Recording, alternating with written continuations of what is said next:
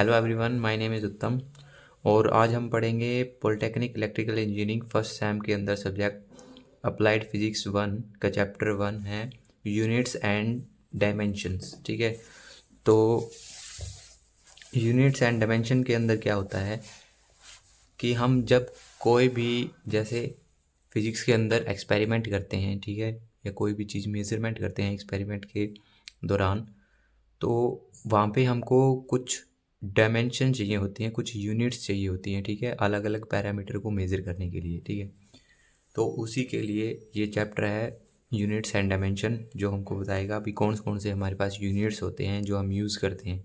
ठीक है, तो सबसे पहले इसमें एक डेफिनेशन है कि फ़िज़िक्स क्या होती है। ठीक है, तो इसमें हमें दे रखा है फ़िज़िक्स क्या होती है, the quantitative study about nature, its phenomenon and laws in laws is called the physics. ठीक है, तो नेचर के अंदर जो भी फिनोमिनन हो रहे हैं और उसके लॉ हैं, ठीक है, तो उसको हम अगर मैथमेटिकली प्रूव करते हैं, थियोरेटिकली प्रूव करते हैं, मैथमेटिकली उसको एक्सप्लेन करते हैं, तो वो फिज़िक्स के अंदर आ जाता है। ठीक है, जैसे न्यूटन का लॉ है।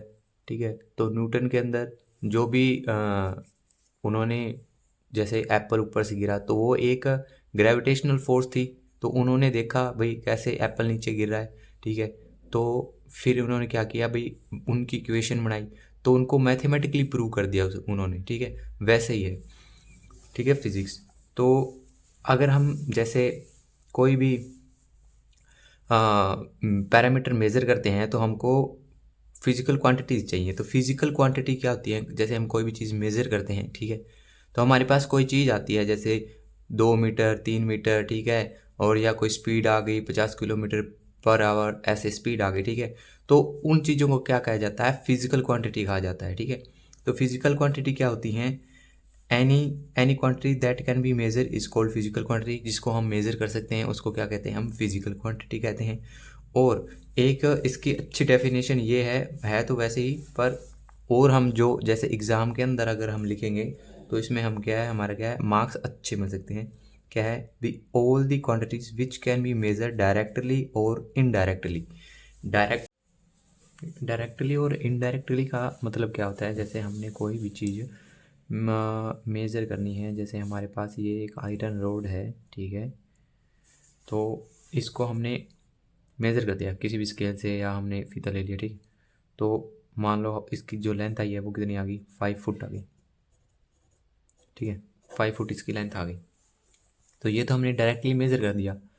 और अब इनडायरेक्टली की बात करेंगे तो इनडायरेक्टली हम कैसे, मतलब कोई चीज़ मेज़र करेंगे कैसे, मान लो हमारे पास जैसे कोई बहुत ज़्यादा लंबा डिस्टेंस है, वो हमने यहाँ ही से जो मेज़र करना है, ठीक है, उसको फीते से मेज़र नहीं करना है। कैसे, जैसे हम यहाँ पे बैठे बैठे सूरज, अर्थ और सन के बीच में जो क्या होगा, जो डिस्टेंस होगा, हम ऐसे थोड़ा ना भाई फीता लेके चले जाएंगे और वहाँ पे से मेज़र करके आएंगे भाई कितनी दूरी है।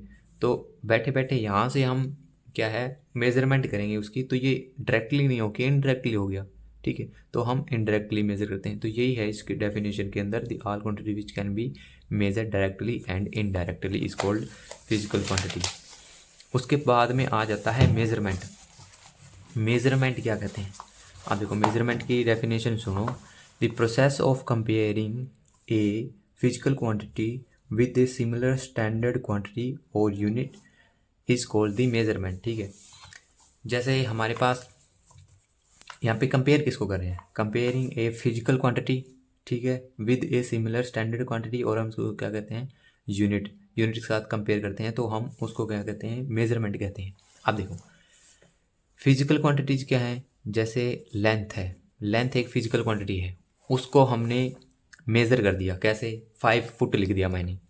ठीक है, तो लेंथ एक फिजिकल क्वांटिटी थी, मैंने उसको 5 फुट लिख दिया मेज़र करके, ठीक है, किसी भी स्केल से।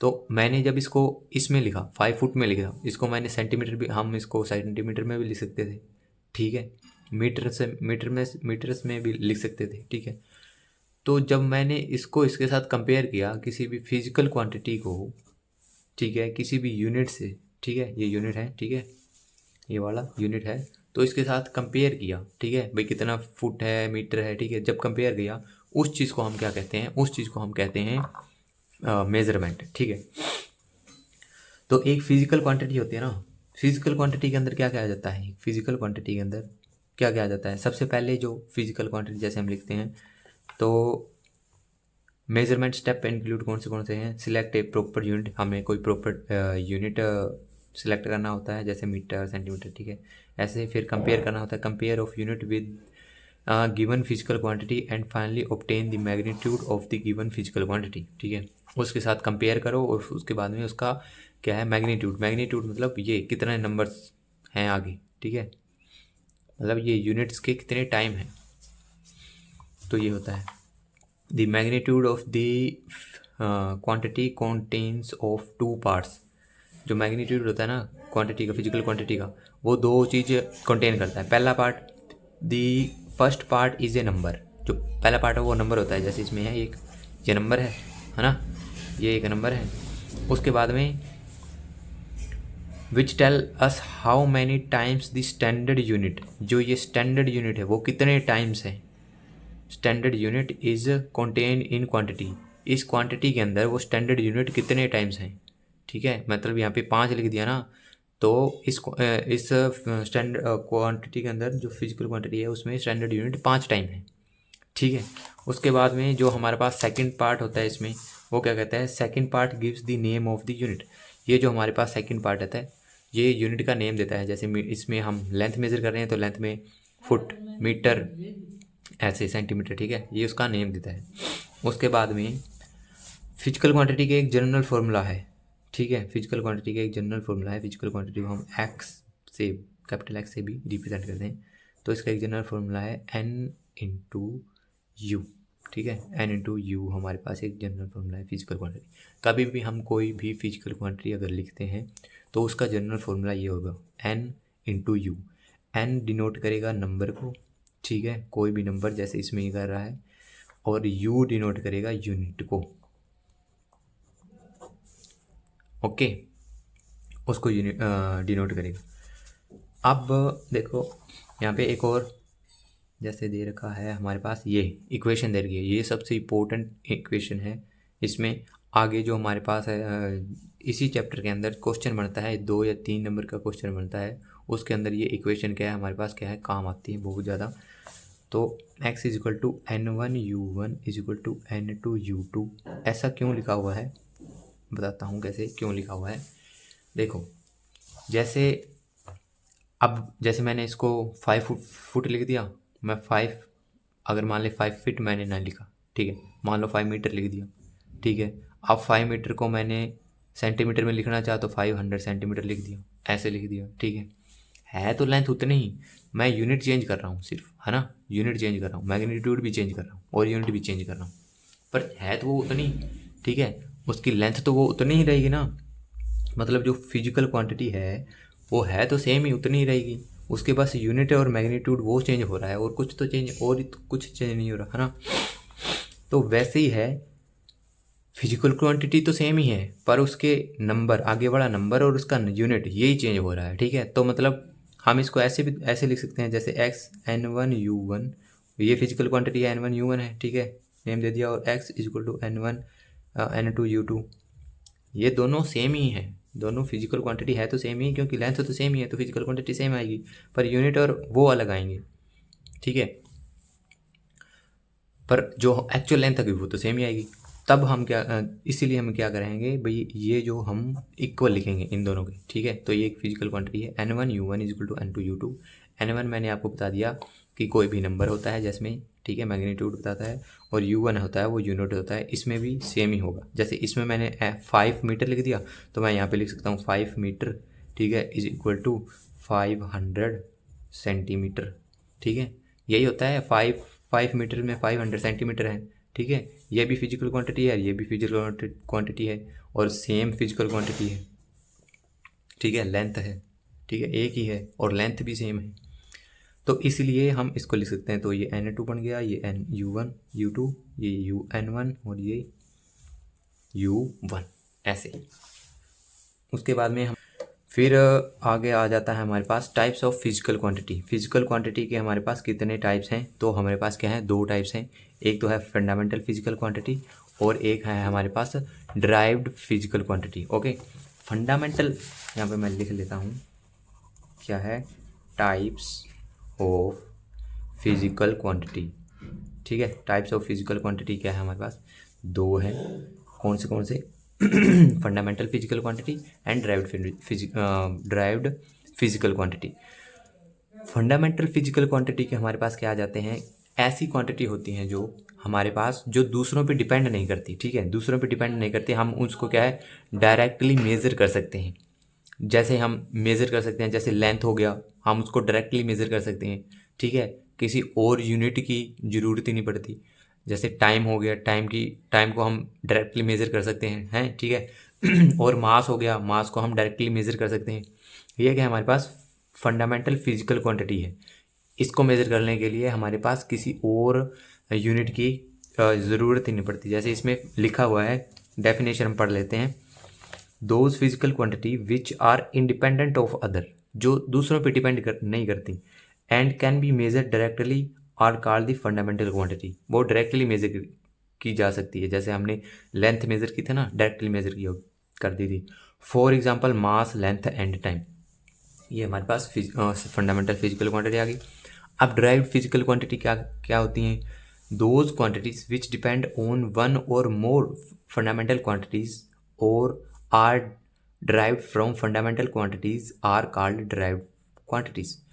ये डेफिनेशन कह रही है कि जैसे फंडामेंटल क्वांटिटी तो थी, जैसे वो किसी पे डिपेंड नहीं करती थी, पर जो ड्राइव्ड है वो ड्राइव्ड किस पे डिपेंड करेगी, वो फंडामेंटल के ऊपर डिपेंड करेगी। ठीक है, जैसे हमने किसी की जैसे हमारे पास कोई प्लॉट है उसका एरिया निकालना है, तो हम उसका एरिया निकालने के लिए क्या करेंगे, लेंथ इंटू ब्रेथ करेंगे।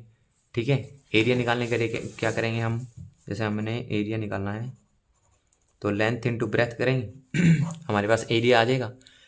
अब देखा जाए तो ये भी एक लेंथ है, ये तो लेंथ है ही, और ब्रेथ है वो भी एक लेंथ है। ठीक है, तो यहाँ पे लेंथ का क्या हो गया, यूज़ हो गया ना, लेंथ का यूज़ हो गया जो कि दूसरे पे डिपेंड कर रहा है। एक ये भी लेंथ है और ये भी लेंथ है। ठीक है, लेंथ इंटू लेंथ है वैसे ही। ठीक है, वैसे ही क्या है, वॉल्यूम आ गया, वॉल्यूम क्या हो गया, एल क्यू। ठीक है, वॉल्यूम एल क्यू। ठीक है, हमने किसी बॉक्स की या किसी भी स्क्वायर की वॉल्यूम निकालनी है। ठीक है, तो हमने उसकी तीनों साइड को मल्टीप्लाई कर देंगे, उसकी लेंथ ओ वॉल्यूम आ जाएगी। ठीक है, हमने किसी व्हीकल की स्पीड निकालनी है। ठीक है, तो अगर हम स्पीड निकालेंगे स्पीड का फॉर्मूला क्या होता है, speed is equal to distance upon time. ठीक है, अब यहाँ पे देखा जाए तो ये क्या है, ड्राइव्ड क्वांटिटी है। कैसे स्पीड, कैसे ड्राइव्ड क्वांटिटी कैसे होगी, क्योंकि ये दो चीज़ों पे डिपेंड कर रही है। अगर हमें स्पीड निकालनी है तो हमें डिस्टेंस भी चाहिएगा और हमें टाइम भी चाहिएगा। ठीक है, डिस्टेंस किस में हम मेज़र करते हैं, डिस्टेंस लेंथ होती है। ठीक है, लेंथ है ये। ठीक है, लेंथ हम मीटर में मेज़र करते हैं, और चीज़ें आगे और भी आएंगी। तो ये लेंथ है और ये टाइम है। ठीक है, तो ये लेंथ और टाइम पे दोनों पे डिपेंड कर रहा है। और वैसे देखा जाए इंडिविजुअली तो लेंथ क्या है, एक फंडामेंटल क्वांटिटी है जो किसी पे डिपेंड नहीं करती, और टाइम भी क्या है, एक फंडामेंटल क्वांटिटी है जो किसी पे डिपेंड नहीं करती। तो ये क्या है, ड्राइव्ड क्वांटिटी। तो ये जो ड्राइव्ड क्वांटिटी है वो इन दोनों फंडामेंटल क्वांटिटी पे डिपेंड कर रही है। ठीक है, तो ये हो गई हमारे पास ड्राइव्ड क्वांटिटी। आगे आ जाते हैं यूनिट्स एंड इट्स नीड। अब देखो ये हमने फिजिकल क्वांटिटी निकाल ली। ठीक है, यूनिट्स निकाली है, इसकी ज़रूरत क्या होती है। ठीक है देखो, अगर हमारे पास इसमें लिखा है to measure a physical quantity a standard value of similar type is required. जैसे हमने कोई फिजिकल क्वांटिटी मेज़र करनी है तो उस जैसे यूनिट हमको क्या है, उसको मेज़र करने के लिए चाहिए। ठीक है, ज़रूरत है।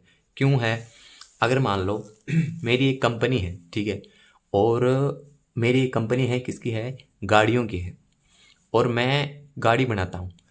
पर मेरे पास जो कुछ पार्ट्स आते हैं गाड़ी के, जैसे व्हील हो गया उसके, हाँ ठीक है, और इंजन्स में जैसे इंजन के अंदर कोई छोटे पार्ट हो गए। ठीक है, कॉम्प्लेक्स पार्ट होते हैं, तो वो मैंने दूसरी कंपनी से मंगवाने हैं, ठीक है। तो मैं उनको क्या कहूँगा भाई, मैं उनको डायमेंशन दे दूंगा, उनको यूनिट दे दूंगा भाई, आप ये यूनिट से इतनी इतनी मेज़र करके बना देना, ठीक है। अब मैंने तो उसको बता दिया भाई ये बना देना, ऐसे बना देना। अगर उसने कोई और यूनिट मेज़र कर दिए, मतलब कोई और यूनिट क्या है उसने यूज़ कर दिया, तो जो पार्ट वो बनेगा वो फिक्स तो नहीं आएगा मेरी गाड़ी के अंदर, मेरी गाड़ी के इंजन के अंदर या टायर हैं छोटे बड़े हो जाएंगे, ठीक है। तो वो फिक्स तो नहीं होगा। तो उसमें हमारे पास एक क्या है भाई, स्टैंडर्ड यूनिट हम क्या है सारी वर्ड के अंदर क्या है हम यूज़ करें। और वो यूनिट हैं हमको जो यूनिट है जो हमारे पास है, वो क्या है हमको अच्छे से क्या है समझ में आने चाहिए। तो अगर उसने दूसरे यूनिट यूज़ कर दिए, मैंने अलग यूनिट यूज़ कर दिए, तो फिर काम ख़राब हो जाएगा, मतलब वो पार्ट्स फिट नहीं आएंगे उसके अंदर, ठीक है। तो इसके अंदर इसकी नीड क्या है, यूनिट्स की नीड क्या है, ये एक यूनिफॉर्मली क्या होना चाहिए, एक्सेप्टेड होना चाहिए, ठीक है। It should be well defined होना चाहिए, ठीक है। It should have a proper size. अब देखो, मैंने उसको कह दिया भाई मेरे पार्ट्स जो मेरे अलॉय व्हील बनने चाहिए ना, वो मैंने उसको फीट्स में बता दिए, ठीक है। तो फीट तो बहुत बड़ा मतलब यूनिट हो गया, ठीक है, बहुत बड़ा यूनिट हो गया। और तो अगले जो वो बनाएगा तो उसको समझने में दिक्कत आएगी ना, ठीक है। फीट तो बहुत बड़ा हो गया, पॉइंट्स में जाएंगी चीज़ें, ठीक है। इसलिए ये क्या है, it should be proper size मतलब उसको मैं ऐसी चीज़ों में बताऊँ, ऐसे यूनिट्स में बताऊँ कि उसको आसानी से समझ में आ जाए, चीज़ें पॉइंट में ना आए, फ्रैक्शन में ना आए, ठीक है। It should not change with time place और फिजिकल कंडीशंस। और जैसे यूनिट्स हैं, अब मैंने कह दिया, अब चला गया मैं जैसे यहाँ से मून पे चला गया, ठीक है। अब मैंने यहाँ पे जो यूनिट्स यूज़ किए थे, अगर मैंने वहाँ पे जाके कोई एक्सपेरिमेंट करना है तो वहाँ पे वो चेंज नहीं होने चाहिए, ठीक है। ऐसा नहीं है भाई यहाँ पे मैंने कुछ और यूनिट्स लिए और वहाँ पे जाके मैंने कुछ और यूनिट्स लिए, ऐसे तो फिर गड़बड़ हो जाएगी, ठीक है, फिर कॉम्प्लेक्स हो जाएंगी चीज़ें। तो यूनिट्स हैं जो हम यूनिफॉर्मली लेके चलते हैं, जो यूनिवर्सली एक्सेप्टेड होते हैं, ठीक है। और वो क्या होना चाहिए, वेल डिफाइंड होना चाहिए, प्रॉपर साइज होना चाहिए, और चेंज नहीं होना चाहिए टाइम के साथ और उसके कंडीशन के साथ, ठीक है। उसके बाद में हमारे पास आ जाता है फंडामेंटल यूनिट। फंडामेंटल यूनिट क्या है, अब जैसे हमने फंडामेंटल फिजिकल क्वांटिटी पढ़ी थी, वैसे ही हैं फंडामेंटल यूनिट्स। तो इसमें क्या कहते हैं, the units selected for the measurement of three basic quantity. वो यूनिट जो सिलेक्ट कर किए गए हैं किसके लिए, सिर्फ और सिर्फ थ्री बेसिक क्वांटिटी को मेज़र करने के लिए, वो कौन सी हैं, वो मास, लेंथ एंड टाइम है, are known as fundamental units. अब मास, लेंथ, टाइम ही क्यों है जी, ये इसलिए है क्योंकि most of the in cases जो हम चीज़ें मेज़र करते हैं, ठीक है, एक्सपेरिमेंट करते हैं, वो किसके अंडर आ जाती हैं, मास, लेंथ और टाइम के अंदर ही आ जाती हैं। तो उसको कहेंगे हम फंडामेंटल फिजिकल क्वांटिटी। और ये जो चीज़ें हैं ये किसी पे क्या है डिपेंड नहीं करती, मैंने जैसे पहले बताया था ना, मास, लेंथ और टाइम है, किसी पे डिपेंड नहीं करते, ये वो फिजिकल क्वांटिटीज़ है, ठीक है।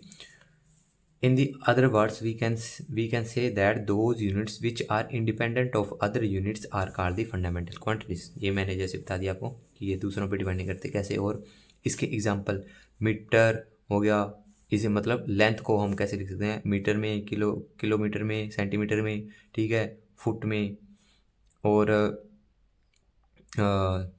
सेकंड में, आर में, मिनट में टाइम को लिख सकते हैं, ठीक है। ग्राम को, वेट को हम लिख सकते हैं किलोग्राम, ग्राम, ठीक है, ऐसे लिख सकते हैं, ओके। उसके बाद में हमारे पास आ जाता है ड्राइव्ड यूनिट। ड्राइव्ड यूनिट क्या कहता है, वही सिंपल सी डेफिनेशन है, the units which are derived from one और more fundamental units are called the derived unit. जो यूनिट दो या दो से ज़्यादा फंडामेंटल यूनिट से जो क्या हो, हुआ हो, बना हो, ड्राइव्ड हो, उसे कहते हैं हम ड्राइव्ड फंडामेंटल यूनिट्स। ओ सॉरी, हाँ, derived units, not fundamental units, derived units only. जैसे वेलोसिटी है, अब वेलोसिटी को हम कैसे निकालेंगे, डिस्टेंस अपॉन टाइम। ये एक डिस्टेंस है, मतलब लेंथ है, ठीक है, लेंथ इसमें आ गई, इसमें था लेंथ, ये रहा लेंथ आ गया, ठीक है। और नीचे क्या आ गया, टाइम, तो यहाँ पे ये टाइम आ गया, ये रहा टाइम, ठीक है। ये फंडामेंटल यूनिट है, तो ये फंडामेंटल यूनिट से क्या है, बना हुआ है, तो हम इसको क्या कहेंगे, ड्राइव्ड यूनिट। और जब हम जैसे ये क्वेश्चन पूछे जाते हैं एग्ज़ाम के अंदर, मैंने जैसे प्रीवियस ईयर क्वेश्चन जैसे मैंने पढ़े हैं, तो उसके अंदर ये दोनों चीज़ें इकट्ठी पूछ लेते हैं, या कई बारी ये एक चीज़ पूछ लेते हैं, भाई फंडामेंटल क्या है, यूनिट क्या है, ड्राइव्ड यूनिट क्या है। तो हमने सीधी सीधी सिर्फ डेफिनेशन ही नहीं लिखनी, हमने इसके एग्जाम्पल जरूर देके आनी है, ठीक है, जिससे क्या हो भाई टीचर को थोड़ा अच्छा इंप्रेशन पड़े टीचर के ऊपर। उसके बाद में हमारे पास आ जाता है सिस्टम ऑफ यूनिट, ठीक है। सिस्टम ऑफ यूनिट क्या है? A system of units is a set of fundamental and derived unit. एक ऐसा सिस्टम जिसके अंदर फंडामेंटल यूनिट्स भी हों और ड्राइव्ड यूनिट्स भी हों, उस सिस्टम को क्या कहते हैं? हमारे पास सिस्टम ऑफ यूनिट्स कहा जाता है, ठीक है। तो आगे हमारे पास है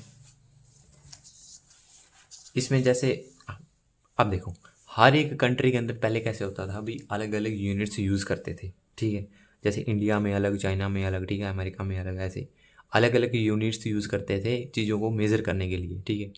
जैसे वेट को पाउंड में मेज़र कर दिया, ठीक है, ग्राम में मेज़र कर दिया, ठीक है, किलोग्राम में मेज़र कर दिया। ये अलग अलग कंट्रीज़ के अलग अलग क्या थे, रूल्स थे अपने, ठीक है। तो जैसे जैसे डेवलपमेंट होती गई तो वैसे वैसे उनको क्या है, थोड़ी चीज़ें मुश्किल लगने लगी। जैसे हम किलोग्राम में मेज़र करते हैं, वो फिर आगे दूसरी कंट्री है कोई, वो पाउंड्स में मेज़र करती हैं, तो उन वाली चीज़ें हमको समझ में नहीं आ रही, हमारी वाली उनको समझ में नहीं आ रही, थोड़ी सी चीज़ें कॉम्प्लेक्स हो रही थी। तो उन्होंने क्या किया कि भाई एक क्या किया उन्होंने, एक स्टैंडर्ड यूनिट्स बनाई, ठीक है, जो मतलब सभी एक्सेप्टेड हो, वो आगे आएगी ये चीज़, जैसे SI यूनिट होती हैं जो, ठीक है। तो ये है सिस्टम ऑफ यूनिट्स, क्या हैं, जो फंडामेंटल और डिराइव्ड यूनिट्स का सेट होता है। तो इसके अंदर पहले क्या क्या यूनिट्स थे, जो लोग जैसे कौन से सिस्टम थे जो अलग अलग कंट्रीज़ यूज़ करती थी। जैसे इसमें क्या है, CGS सिस्टम है। CGS system was developed by the French people. अब ये क्वेश्चन शायद बन भी सकता है, ठीक है भाई, CGS सिस्टम क्या है, ये क्वेश्चन तो पक्का आता है भाई। CGS सिस्टम के अंदर हम सी किसको डिनोट कर रहा है, जी किसको डिनोट कर रहा है, एस किसको डिनोट कर रहा है, ये क्वेश्चन पक्का आता है, ठीक है। एग्जाम के अंदर 1 मार्क्स के अंदर तो पक्का बनता ही बनता है, ठीक है। ये क्वेश्चन भी बन सकता है भाई, जो CGS सिस्टम है उसको डेवलप किसने किया, तो हम क्या कह सकते हैं भाई, फ्रेंच पीपल। फ्रेंच जो कंट्री है, फ्रेंच के अंदर फ्रेंच के जो पीपल हैं उन्होंने इसको डेवलप किया। उसके बाद में आता है MKS सिस्टम। अब MKS सिस्टम क्या है, वो CGS सिस्टम का थोड़ा डेवलप्ड पार्ट है, ठीक है। जैसे इसमें हम अब इसमें ये बता देते हैं, अभी C है, जो C किसको डिनोट कर रहा है, सेंटीमीटर को, G किसको कर रहा है, ग्राम को, और S किसको कर रहा है, सेकंड को। मतलब लेंथ को सेंटीमीटर में मापते हैं, ग्राम को वेट को ग्राम में मापते हैं इस सिस्टम में, CGS सिस्टम में, और टाइम को सेकंड्स में मापते हैं। और वहीं MKS सिस्टम में क्या कहते हैं भाई, जो हमारा लेंथ है वो मीटर्स में मेज़र होती है, मास है वो किलोग्राम में होता है, और जो टाइम है वो सेकंड में ही होता है। इन दोनों में टाइम क्या है, सेम है। इसके बाद में आ जाता है हमारे पास FPS सिस्टम, ठीक है। हमें ये याद रखने हैं भाई, 1 मीटर में कितने सेंटीमीटर होते हैं, ठीक है, 1 किलोग्राम में, ये तो नॉर्मल चीज़ें हैं, जैसे हमें पता ही होता है, फिर भी। उसके बाद में आता है दी FPS सिस्टम। FPS सिस्टम किसके द्वारा क्या है, डेवलप किया गया है। The system contain 3 fundamental units, foot for length, pound for mass, and second for time, ठीक है। This system was introduced by British के द्वारा क्या है, ब्रिटिश लोगों के द्वारा क्या है, ये सिस्टम डेवलप किया गया है। उसके बाद में हमारे पास आता है, ये सबसे इम्पोर्टेंट टॉपिक है, international system of unit, SI units. और ये हर चैप्टर के अंदर ये चीज़ें क्या है हमारे पास काम आती हैं। तो ये सबसे इम्पोर्टेंट चैप्टर है, पॉइंट है यहाँ पे, टॉपिक है इसका चैप्टर का, SI unit, international system of unit. तो ये क्या है, जैसे मैंने आपको पहले बताया था, जैसे उनको कंट्रीज़ को क्या है, दिक्कत आ रही थी चीज़ों को एक दूसरे से, मतलब हम जैसे किलोग्राम में मेज़र कर रही हैं, ठीक है, मीटर्स में मेज़र कर रही हैं, तो दूसरी कंट्री कोई और यूनिट में मेज़र कर रही हैं, ठीक है। तो उन्होंने क्या किया, हम सभी कंट्रीज़ ने क्या है डिसाइड किया कि हम कुछ स्टैंडर्ड्स यूनिट्स रख लेते हैं, जो हम सभी कंट्री उन्हीं यूनिट्स को क्या है हम फॉलो करेंगे, ठीक है। उन्हीं चीज़ों को, उन्हीं यूनिट्स को हम क्या है एक दूसरे से जैसे बात करनी है तो उन्हीं यूनिट्स में करेंगे, ठीक है। तो इसमें 7, तो जैसे हमारे पास ये SI यूनिट्स हैं, बेसिक यूनिट्स हैं, और 2 क्या हैं हमारे पास सप्लीमेंट्री यूनिट्स हैं। 7 ये हमें याद होने चाहिए, प्रॉपर याद होने चाहिए बिना देखे, ठीक है। जैसे mass, length, time, temperature, electric current, luminous intensity, amount of substance, ये हमें याद हो गए, ठीक है। उसके बाद में हमें इनके, ये तो हमारे पास फिजिकल क्वांटिटीज़ हैं। इसके बाद में इन फिजिकल क्वांटिटीज़ की हमें क्या है यूनिट्स भी, यूनिट्स के नेम क्या हैं वो भी हमें याद करने हैं। जैसे हमें मास है वो हम क्या है किलोग्राम में मेज़र करते हैं SI सिस्टम में, लेंथ मीटर में, टाइम सेकंड में, टेम्परेचर केल्विन में, ठीक है। टेम्परेचर कई बच्चे ऐसे लिख सकते हैं, ऐसे लिख देते हैं भाई डिग्री सेल्सियस, डिग्री सेल्सियस में तो मतलब इसका SI यूनिट नहीं है, मेज़र तो होता है, इसका SI यूनिट नहीं है, ठीक है। ज़्यादा का हम डिग्री सेल्सियस में चलते हैं तो उनको लगता है इनका SI यूनिट क्या है, जो वो डिग्री सेल्सियस है, पर ऐसा नहीं है। इसका टेम्परेचर का SI यूनिट केल्विन है। इलेक्ट्रिक करंट एम्पियर में मेज़र करते हैं, इसका यूनिट है ल्यूमिनस इंटेंसिटी कैंडेला, ठीक है। अमाउंट ऑफ सब्सटेंस किसको हम क्या है मोल में मेज़र करते हैं, ओके। उसके बाद में हमारे पास आ जाता है सप्लीमेंट्री यूनिट। अब सप्लीमेंट्री यूनिट्स क्या हैं, इसमें 2 चीज़ें हैं, प्लेन एंगल और सॉलिड एंगल, ठीक है। प्लेन एंगल जो हमारे पास होता है, देखो मैं यहाँ पे समझा देता हूँ कॉपी पे। प्लेन एंगल, अब इसका यूनिट देख लो पहले। प्लेन एंगल हम किसको, प्लेन एंगल क्या है, हमें रेडियंस में मेज़र करना होता है, इसका यूनिट का नेम है रेडियंस। और सॉलिड एंगल है वो स्टे रेडियंस में होता है, ठीक है। अब देखो प्लेन एंगल क्या होता है, जैसे हमारे पास कोई सर्कल है, ठीक है, उसका सेंटर और उसका रेडियस, ठीक है। यहाँ पे कोई ऑब्जेक्ट है A, ठीक है, वो यहाँ से चल गया यहाँ तक, ठीक है, यहाँ से यहाँ तक आ गया, A पॉइंट से लेके B पॉइंट तक आ गया। तो अब यहाँ से लेके जब यहाँ पे चला तो सेंटर पे जो एंगल बन रहा है, ठीक है, वो है एंगल किससे रिप्रेजेंट करेंगे, थीटा से। तो सेंटर पे एंगल बन रहा है, जितना वो एंगल उसने बनाया है, ठीक है, उसको कहते हैं हम क्या, ये प्लेन एंगल, उसको कहते हैं प्लेन एंगल। ये प्लेन पे है सिर्फ, सिंपल, ठीक है, प्लेन पे है। तो उसको कहते हैं जो सेंटर के ऊपर जो एक, जैसे एक ऑब्जेक्ट है वो सर्कुलर मोशन में चल रहा है सर्कल के अंदर, और सेंटर के ऊपर कुछ वो एंगल बना रहा है, तो उस एंगल को हम क्या कहेंगे, प्लेन एंगल, ठीक है। उसके बाद में आ जाता है हमारे पास सॉलिड एंगल। अब जैसे आपने क्या है भाई कौन खाया होगा, ठीक है, अपने फ्रेंड के साथ खाया होगा, है ना।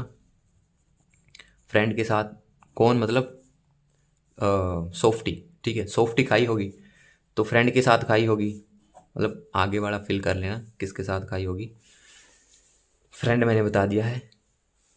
तो सॉफ्टी खाई होगी, तो सॉफ्टी 3D में कैसे दिखती होगी, मतलब उसको आइसक्रीम भरने से पहले वो कैसे दिखती होगी, वो कुछ ऐसे दिखती होगी, ऐसे, ठीक है, ऐसी दिखती है ना सॉफ्टी। तो अब ये सॉलिड एंगल क्या है, जो 3D में एंगल उस सॉफ्टी के अंदर, मतलब इस कोण के अंदर बनता है, ठीक है, 3D के अंदर बनता है ये एंगल यहाँ पे, उसको कहते हैं हम क्या है, सॉलिड एंगल। इतना डीपली हमें नहीं पढ़ना है, ठीक है, मतलब बस थोड़ा पता होना चाहिए, अगर टीचर पूछ ले, और बाकी ऐसे क्वेश्चन तो नहीं आता इस पर, ठीक है, फिर भी हमें जनरल नॉलेज होनी चाहिए।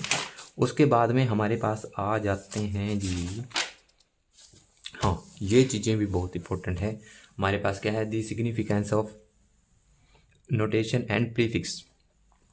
नोटेशन एंड प्रीफिक्स, अब देखो हमें 1 2 3 4 ये तो हमें पक्के याद ही होने चाहिए, ठीक है, पक्के याद होने चाहिए। बाकी यहाँ से लेके यहाँ तक याद कर लो तो मतलब हमें आगे फिर ज़्यादा ज़रूरत ही नहीं पड़ती, ठीक है। आगे तो बहुत बड़े बड़े, मतलब बहुत छोटे और बहुत बड़े स्केल है, ठीक है। यहाँ पे हमें क्या याद रखना है, जैसे हम किसको देखा, डेका, डेका क्या होता है, 10⁻⁴ ठीक है। हेक्टो क्या होता है, 10⁻² होता है। किलो क्या होता है, 10⁻³ होता है। मेगा क्या होता है, 10⁻⁶ होता है, ठीक है। और वैसे ही नीचे हम देखें तो डेसी क्या होती है 10⁻⁻⁻1, सेंटी 10⁻⁻2, मिली 10⁻⁻3, माइक्रो 10⁻⁻6, नैनो 10⁻⁻9। अब देखो ये तो हमारे पास प्रीफिक्स हैं, प्रीफिक्स। अब हम कह देते हैं भाई किलोग्राम, ठीक है, ये तो किलो है, ये ग्राम है। अब देखो इसको थोड़ा सा ध्यान से आप समझो ना कैसे चीज़ें हैं इसमें। ये देखो जैसे मैंने लिख दिया किलो,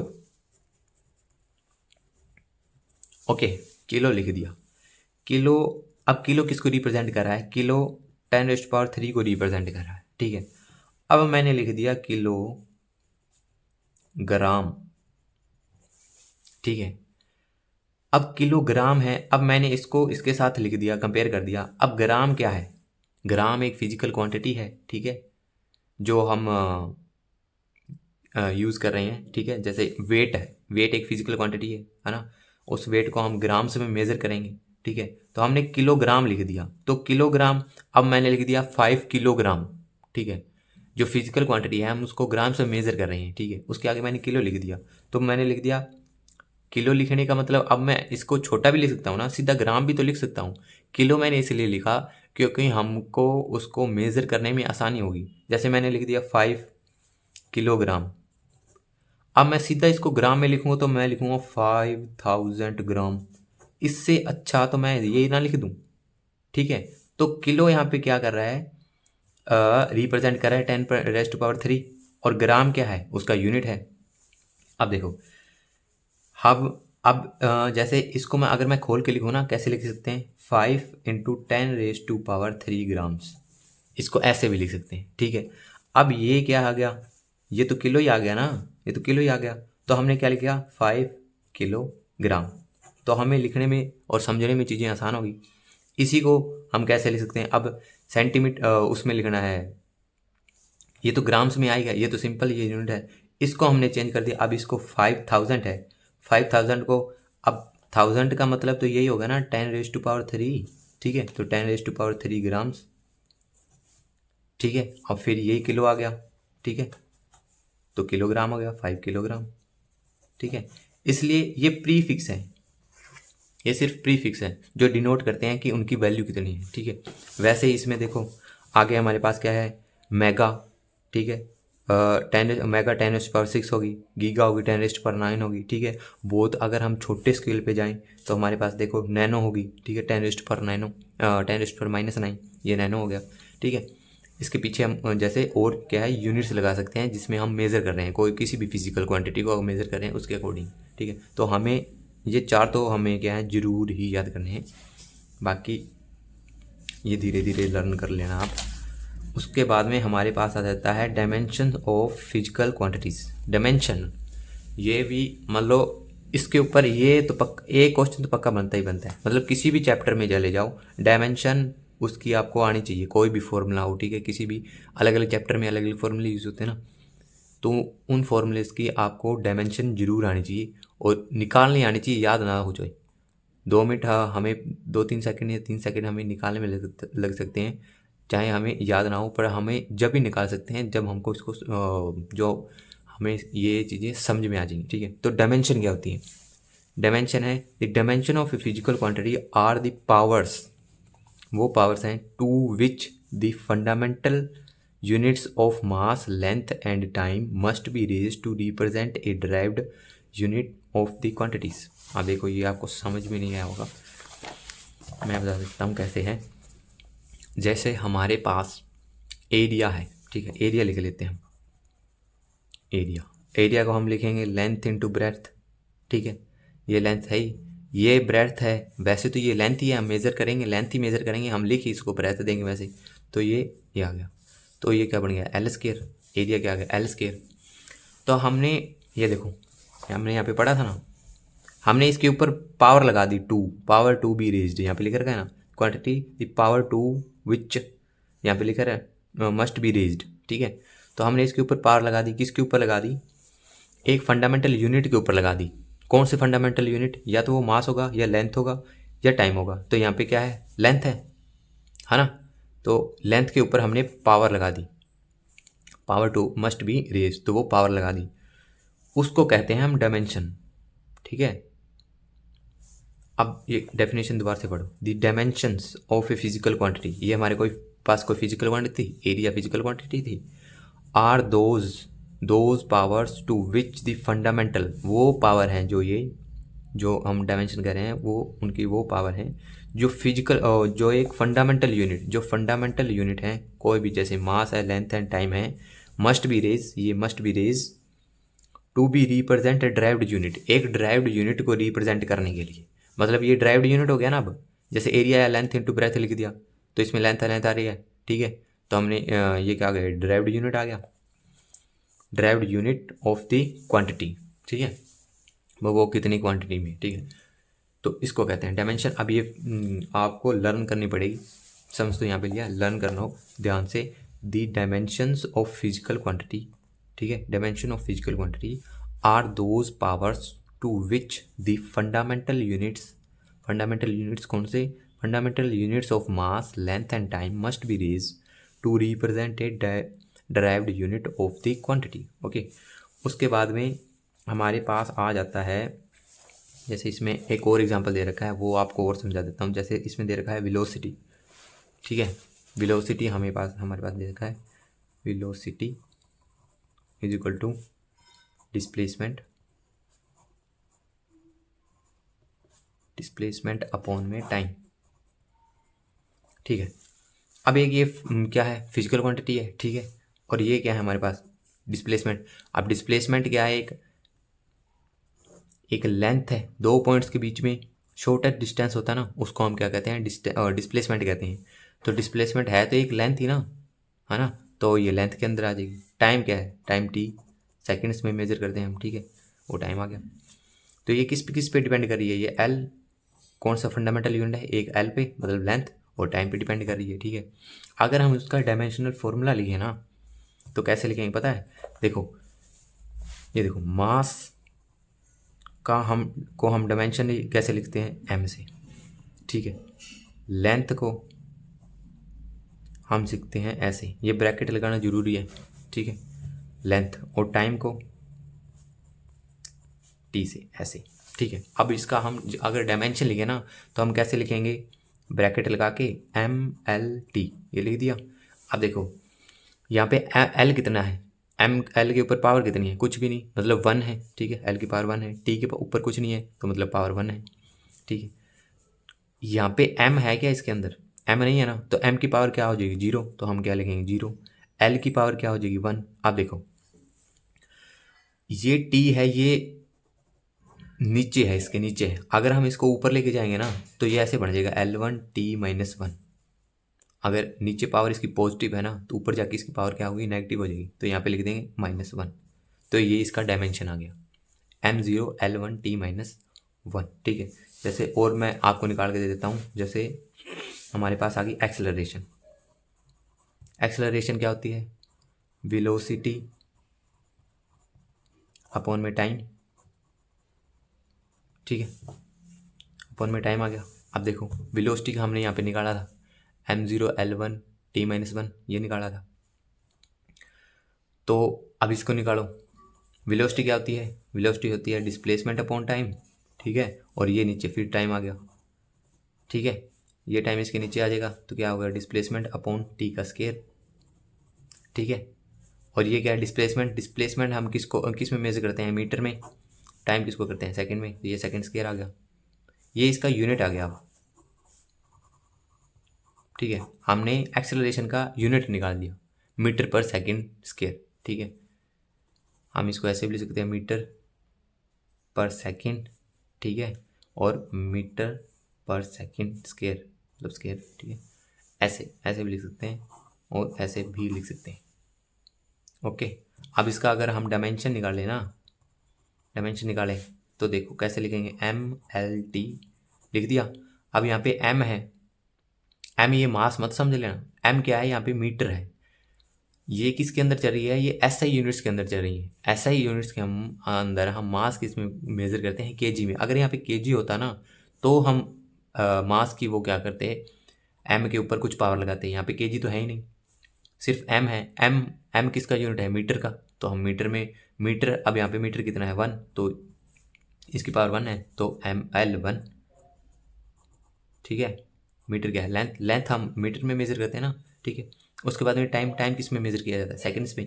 आप देखो टाइम की पावर क्या है? वैसे तो यहाँ पे 2 लिख रखी है, पर ये ऊपर लेके जाएंगे तो -2 आ जाएगा, तो t-2 ये इसकी डायमेंशन आ गई। ओके, ऐसे ही। उसके बाद में आगे भी शायद ये क्वेश्चन हमारे पास क्या है आएंगे। आगे हमारे पास है डेरिवेशन ऑफ डायमेंशनल फार्मूला। यही है डेरिवेशन, जैसे मैंने आपको बता दी भी कैसे कैसे हमें किसी की डायमेंशनल फार्मूला कैसे निकालना होता है। सबसे पहले तो हमें क्या है? फार्मूला आना चाहिए। फार्मूले के बाद में उसका यूनिट पता होनी चाहिए भी कैसे निकलते हैं। उसके बाद में अगर ये हमें यूनिट पता लग गए, उसके बाद में डायमेंशनल फार्मूला हम आसानी से निकाल सकते हैं। जैसे एरिया का मैंने आपको निकाल के दे दिया था। ठीक है। वेलोसिटी का निकाल के दे दिया था। उसके बाद में एक दो और क्या आपको मैं मेज़र करके दिखा देता हूँ जो आसानी से समझ में आ जाए आपको। स्पीड, वेलोसिटी, ये हो गया डायमेंशनल। हाँ, फोर्स। फोर्स बहुत इंपॉर्टेंट। फोर्स का कैसे निकालेंगे? देखो, फोर्स का सबसे पहले हमें फॉर्मूला आना चाहिए। फोर्स क्या है? Force is equal to mass into acceleration. ये हमारे पास क्या है? फॉर्मूला है। ठीक है। फोर्स हमारे पास क्या है? एक physical quantity. Okay, physical quantity है। मास हमारे पास क्या है? ठीक है। अगर हम मास को देखें तो ये एक फंडामेंटल फिजिकल क्वांटिटी है, मतलब मास किसी पे डिपेंड नहीं करता। ठीक है। और ये मास है, और मास को हम किस में मेज़र करते हैं? केजी के अंदर। जो हमारे पास एसआई यूनिट है, इंटरनेशनल सिस्टम ऑफ यूनिट है, उसके अंदर हम मास को किस में मेज़र करते हैं? केजी के अंदर। अब एक्सेलरेशन है। एक्सेलरेशन का हमने अभी निकाला, कितना था? m0 l1t-2। ठीक है, यहाँ पे m0 आएगा क्योंकि यहाँ पे मास नहीं है। m0 l1t-2। ठीक है। पर उससे पहले हमारे पास एक्सेलरेशन का फॉर्मूला आना चाहिए। एक्सेलरेशन का फॉर्मूला क्या होता है? ये रहा, वेलोसिटी अपॉन टाइम। ठीक है। अब वेलोसिटी भी आ गई, वेलोसिटी का भी फॉर्मूला पता होना चाहिए। वेलोसिटी क्या होती है? Displacement upon time. ऐसे अगर आपको सारे फॉर्मूले याद होंगे तभी आप क्या है डायमेंशन फॉर्मूला क्या है निकाल सकते हो। ठीक है, यूनिट्स निकाल सकते हो आसानी से। अब मास लिख दिया, एक्सेलरेशन को लिख दो। चलो, एक्सेलरेशन क्या होती है? वेलोसिटी अपॉन में टाइम। ठीक है, ये लिख दिया। मास को हमने ऐसे लिख दिया। वेलोसिटी, अब देखो इसका सीधे यूनिट लिखो। पहले यूनिट लिखो। अगर हमने डायमेंशनल फॉर्मूला निकालना है ना, तो सबसे पहले उसकी यूनिट जाननी जरूरी होनी चाहिए किसी भी फिजिकल क्वांटिटी। ठीक है। तो यूनिट लिखो। मास है, मास को हम किस में मेज़र करते हैं? किलोग्राम में। ठीक है। वेलोसिटी है, वेलोसिटी का यूनिट क्या होता है? मीटर पर सेकंड। ठीक है। नीचे टाइम है, टाइम किस में मेज़र करेंगे? उसको भी सेकंड में करेंगे। ठीक है। अब हम इसको लिखेंगे केजी मीटर, ये ब्रैकेट में मतलब मीटर के नीचे है तो इसके नीचे ही आ जाएगा, तो मीटर स्क्वायर। ठीक है।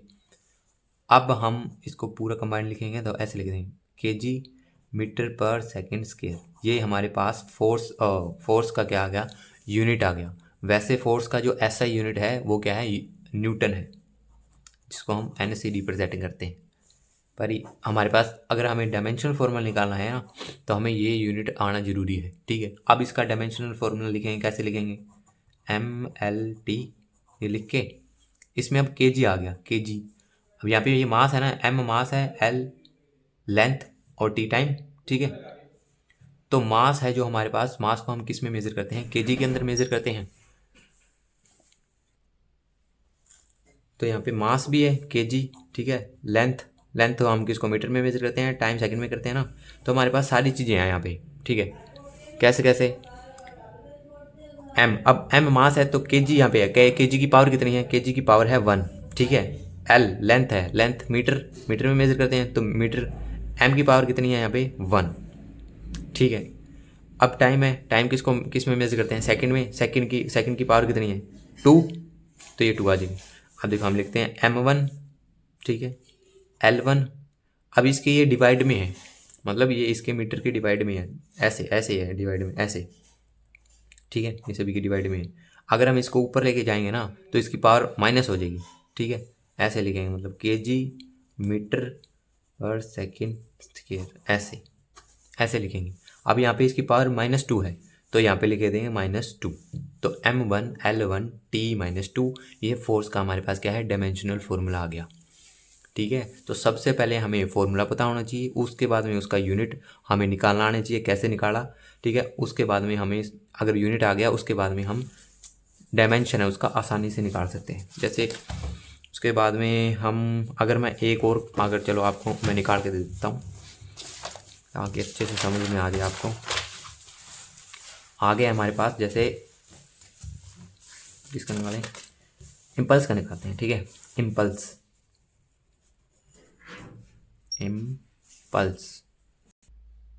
हमारे पास क्या है, इम्पल्स है, इम्पल्स। ठीक है, इम्पल्स का फॉर्मूला क्या है हमारे पास, फोर्स इनटू टाइम। इम्पल्स का फॉर्मूला हमारे पास क्या है, फोर्स इनटू टाइम। अब देखो फोर्स का हमने पीछे निकाला था डायमेंशनल फॉर्मूला, अगर आपको याद हो m1L1T-2। ठीक है, अगर हमें ये सीधा याद है तो हम क्या है यहाँ पे सीधा पुट करेंगे और उसमें टी और ऐड कर देंगे बस। ठीक है, तो इतना आसान हो जाएगा हमारे पास काम। पर अगर जैसे मैं पहले आपको समझाऊंगा फिर आप देख लेना। देख, फोर्स का formula, force is equal to mass into acceleration into फिर ये टाइम। ओके, ये आ गया। मास किस में मेजर करते हैं, केजी में। अब इसका यूनिट निकाल रहा हूँ मैं। ठीक है, ये यूनिट है इसका। और एक्सेलरेशन है, एक्सेलरेशन का यूनिट क्या होता है, मीटर पर सेकंड स्क्वायर। तो मीटर पर सेकंड स्क्वायर। ठीक है, यहाँ पे ये पावर माइनस में आती है। ठीक, अब इसके साथ मल्टीप्लाई में और क्या है, टाइम है। टाइम हम किस में मेजर करते हैं, सेकंड में। ओके, ये सेकंड में आ गया। अब इसकी पावर 1 है, इसकी पावर -2 है। ठीक है, तो हम बेस सेम है इसका और इसका, तो पावर क्या हो जाएंगी, ऐड हो जाएंगी। तो हम इसको क्या लिखेंगे, केजी मीटर पर सेकंड। अब यहाँ पे -2 और यहाँ पे 1 है, तो यहाँ पे ऐड करेंगे तो -1 आएगी। ठीक है, तो हम इसको लिख देंगे केजी मीटर पर सेकंड। ये इसका क्या है, यूनिट आ गया किसका, इम्पल्स का। अब इसका डायमेंशन लिखते हैं। डायमेंशन कैसे लिखेंगे, MLT। ठीक है, ब्रैकेट लगाना बहुत ज़्यादा ज़रूरी है, ब्रैकेट नहीं लगाओगे तो भाई नंबर कट जाएगा सीधा। एम मास को किस में मेजर करते हैं, केजी में। केजी हमारे पास देखो यूनिट में है कि नहीं है ना, केजी। इसकी पावर कितनी है, 1, तो इसको लिख दिया 1। ठीक है, एल लेंथ है, लेंथ हम किसको ऐसा यूनिट किस में मेजर करते हैं, मीटर्स में। मीटर की पावर कितनी है, 1, तो यहाँ पे लिख दिया 1। अब टी है, टी किस में मेजर करते हैं, सेकंड्स में। तो यूनिट में देखो कितना, सेकंड की यूनिट कितनी है, -1, तो ये -1। ये इसका डायमेंशन फॉर्मूला आ गया। इतना ईजी है। उसके बाद में अब हम आगे चलते हैं। जैसे इसमें कुछ और भी दे रखे हैं बुक में, तो वो आप बिना देखे ट्राई करना, 2-3 हो जाएंगे आपसे, कोई चक्कर नहीं। उसके बाद में हमारे पास आता है, हाँ ये रहे भाई साहब आपके फॉर्मूले। इस पे मैंने टिक लगा रखे हैं, जो जो फॉर्मूले आपको याद करने हैं। देखो फॉर्मूले तो भाई साहब अभी आपको रटने ही पड़ेंगे। ठीक है, ठीक है, जिसने 12th की होगी नॉन मेडिकल से, ठीक है, या पहले जिन्होंने पढ़े होंगे उसको तो आसान लगेगा, जिसने पढ़े नहीं है उसको थोड़ा सा टफ लगेगा। पर इसको अगर आप थोड़ा सा समझो ना तो बहुत ईजी है। जैसे एरिया है, एरिया को हम लेंथ इंटू ब्रेथ लिखते हैं तो एल स्क्वायर आ गया। ठीक है, वॉल्यूम एल क्यूब आ गया, density mass per unit volume. ठीक है, इनके हमारे पास क्या है, डायमेंशन भी दे रखे हैं। ओके, आप चाहो तो सीधा डायमेंशन भी याद कर सकते हो। अब यहाँ पे एक क्वेश्चन बनता है, जैसे मैं कल वो देख रहा था, PYQ क्वेश्चन देख रहा था, उसमें एक क्वेश्चन बनता है कि हमें 1 नंबर के अंदर, तो उसमें था क्वेश्चन कि अब बताओ कि कौन से ऐसे फिजिकल क्वांटिटीज़ हैं जिनकी डायमेंशनल फॉर्मूला सेम हो। कौन सी फिजिकल क्वांटिटी है जिनकी डायमेंशनल फॉर्मूला क्या है, सेम है। अब देखो मैंने इसमें टिक लगा रखा है, इम्पल्स और मोमेंटम है, ये कोई फिजिकल क्वांटिटी है, इनके डायमेंशन से सेम है। कौन से देखो, MLT-1 और MLT-1। तो उसमें हम सीधा आंसर लिख सकते थे, इम्पल्स एंड मोमेंटम इन दोनों के क्या है, डायमेंशन क्या है, सेम है। तो हम इसको ऐसे आंसर लिख सकते थे। उसके बाद में प्रेशर एंड स्ट्रेस, प्रेशर और स्ट्रेस का क्या डायमेंशन फॉर्मूला, ML-L-1T-2। ठीक है, उसके बाद में एनर्जी एंड वर्क, इनका भी डायमेंशन फॉर्मूला क्या है, सेम है, M1L2T-2। ठीक है, ऐसे लिख सकते हैं हम उस क्वेश्चन को। आगे हमारे पास वर्क है, पावर है, frequency, angular velocity, strain, relative density, gravitational constant. ठीक है, आप रिलेटिव डेंसिटी कर लेना, ग्रेविटेशनल हाँ कांस्टेंट कर लेना, कोई चक्कर नहीं। Surface tension, torque, coefficient of elasticity, ये हमारे पास आगे चैप्टर है। ठीक है, इसलिए प्लैंक कांस्टेंट ये मत करना चाहिए, ठीक है, ये हमारे पास नहीं। एंगल, ठीक है, एंगुलर एक्सेलरेशन ये भी हमारे पास आगे आ जाएगा। उसके बाद में है हमारे पास सेंट्रीपिटल फोर्स, ये भी ज़रूरी है, ठीक है, हीट ये भी ज़रूरी है, ठीक है। ये जितने भी मैंने टिक लगा रखे हैं ये आप प्लीज़ याद कर लेना, ठीक है, ये वाले। उसके बाद में हमारे पास आ जाता है, ये क्वेश्चन डायरेक्ट आता है सीधा सीधा, ठीक है, describe principal of homogeneity of dimensions, ठीक है, सीधा सीधा आता है। तो इसमें देखो क्या है, डेफिनेशन क्या है, it states that the dimensions of all the terms of the two sides of an equation must be same. ये सेंटेंस क्या कहना चाहता है, अब यहाँ पे डायमेंशन है ना, ध्यान रखना, डायमेंशन लिख रखा है ना, प्रिंसिपल होमोजेनिटी ऑफ डायमेंशन, ठीक है, क्या लिख रखा है। अब देखो हमने जैसे कोई फॉर्मूला लिख दिया ना, जैसे हमने लिख दिया, जैसे वो फॉर्मूला पढ़ा हुआ है आपने, v is equal to u plus a t, है ना, जो फॉर्मूले हैं ये पढ़े हुए हैं। तो ये कह रहे हैं भाई इस साइड के जो डायमेंशन है और इस साइड के जो डायमेंशन है अलग अलग टर्म के, मतलब इसका डायमेंशन और इसका डायमेंशन, ठीक है, ये नहीं भाई इन दोनों को ऐड कर दिया, इन दोनों इसका डायमेंशन, इसका डायमेंशन और इसका डायमेंशन, इन सभी के डायमेंशन क्या है, इक्वल से इधर वालों के अलग अलग टर्म के और इक्वल से इधर इधर अलग अलग टर्म के क्या है डायमेंशन, क्या है, सेम होने चाहिए। होने चाहिए क्या मतलब है, होते हैं, ये कहती है, ये कहती है प्रिंसिपल ऑफ होमोजेनिटी। होमोजेनिटी मतलब सेम, ठीक है। डायमेंशंस ऑफ, आप समझ लेना, dimension of all terms, all terms मतलब ये टर्म्स हैं, ठीक है, all terms on the two side, two side, ठीक है, on the two sides, equal से इधर और इक्वल से इधर, साइड्स ऑफ एन इक्वेशन, ये कोई इक्वेशन है ना, v is equal to u plus a t, ठीक है, इक्वेशन मस्ट बी सेम, ये इनके सभी के डायमेंशन क्या है, सेम होने चाहिए, ठीक है। अब आपको मैं निकाल के दिखा देता हूँ, जैसे v यहाँ पे क्या है, वेलोसिटी, ये फाइनल वेलोसिटी है, फाइनल वेलोसिटी, u क्या यहाँ पे क्या है, इनिशियल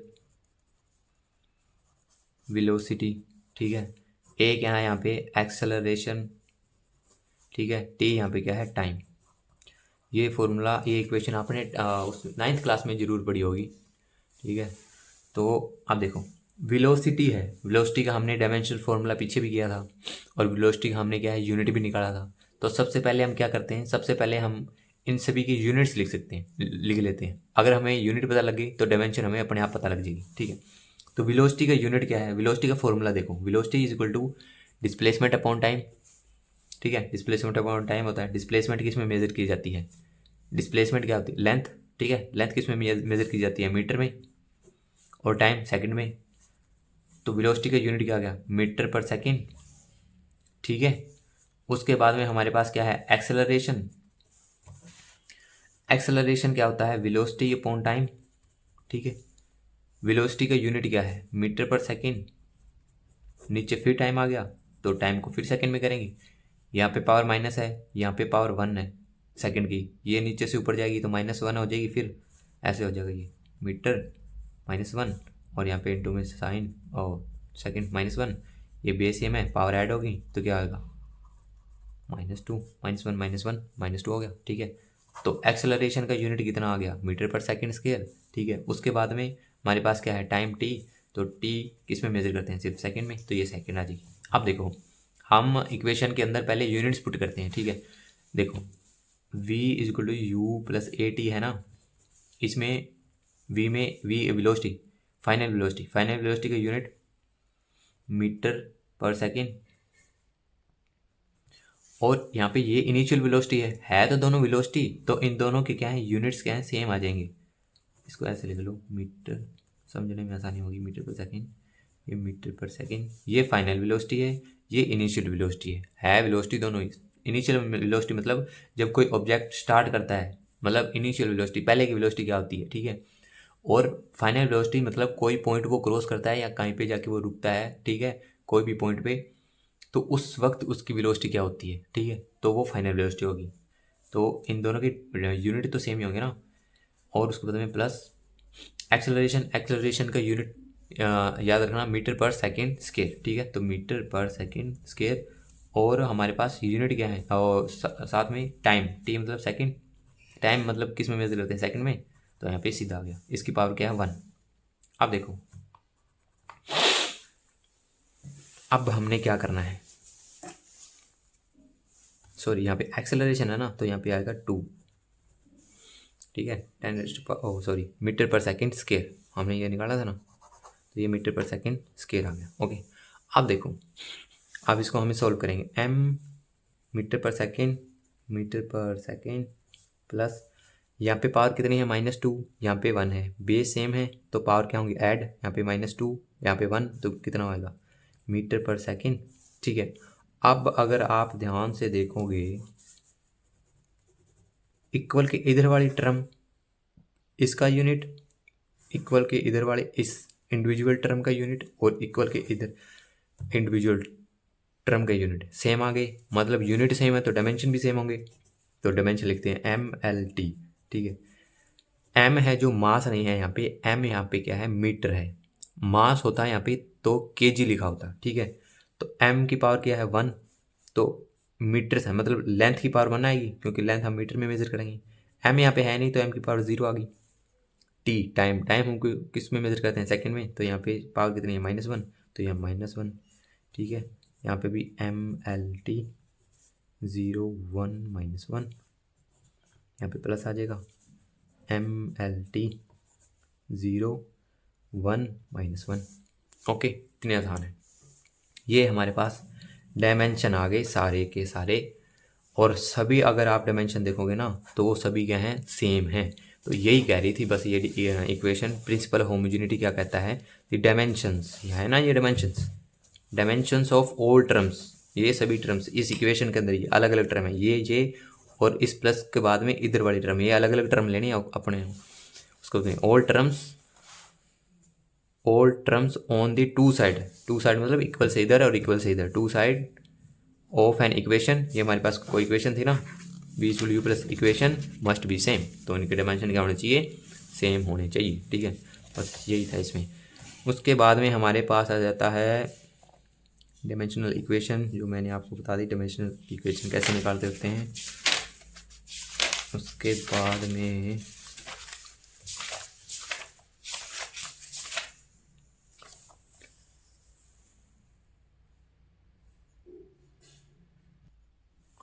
यहाँ पे एक और चीज़ है हमारे पास, जैसे प्रिंसिपल ऑफ होमोजेनिटी हमने कर लिया।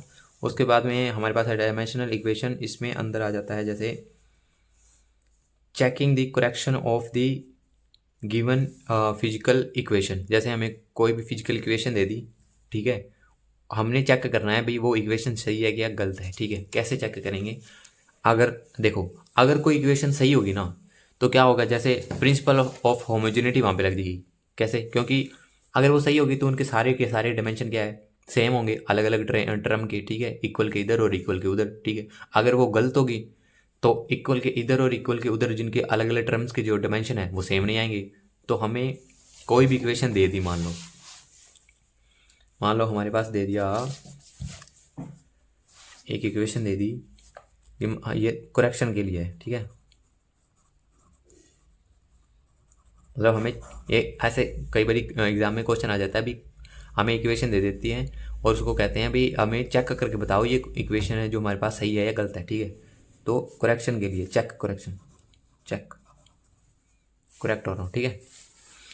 तो अब देखो हम एक इक्वेशन लिख सकते हैं जो हमें 9th क्लास में पढ़ी है, S = ut + हाफ AT², ठीक है।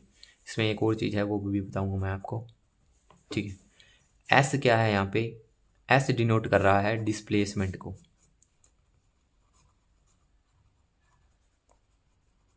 ठीक है। S डिनोट कर रहा है डिस्प्लेसमेंट को, ठीक है। अब ये डिस्प्लेसमेंट है, अब डिस्प्लेसमेंट क्या होती है, किसी दो पॉइंट के बीच में शॉर्टेस्ट डिस्टेंस, ठीक है।